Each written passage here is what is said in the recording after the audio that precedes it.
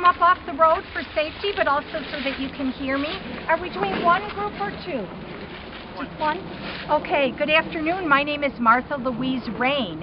Some of you may have never heard me before, but perhaps you had read some articles and interviews that I wrote for the Chicago Tribune. But because I was a woman, I had to use a pen name or a pseudonym. So I wrote under the name Vic. For women were not taken seriously at that time, especially women in journalism. I had interviewed most of the famous and influential people during my time, everyone from Longfellow to Mark Twain, from John Greenleaf Whittier to Grover Cleveland. I had interviewed all the famous generals, Custer and Sheridan and Grant.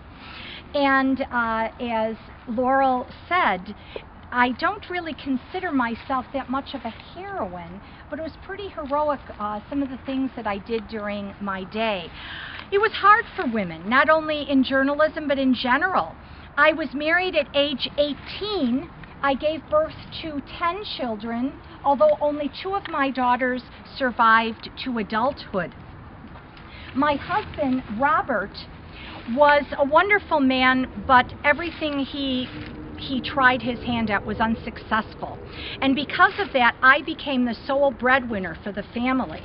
So I made my living writing. I wrote, thousands of articles and interviews and poems. I wrote 5 novels. I wrote both fiction and nonfiction. Women, as I said, were not taken seriously, and one of my editors used to put this disclaimer in, and he said, "Mrs. Rayne is a woman of diverse talents and comprehensive mind, but please remember, she is a woman." I was the editor and publisher of the Chicago magazine. Perhaps some of you are familiar with that. And in those days, we focused on fashion, music, and issues of the day. Being a woman, though, did have some advantages. I was able to interview and go to places that men were not allowed to go to. And one of the articles that I wrote at the time was about Mary Todd Lincoln. She only allowed me to come and interview her while she was confined to a mental hospital in Batavia, Illinois, after the assassination of Abraham Lincoln.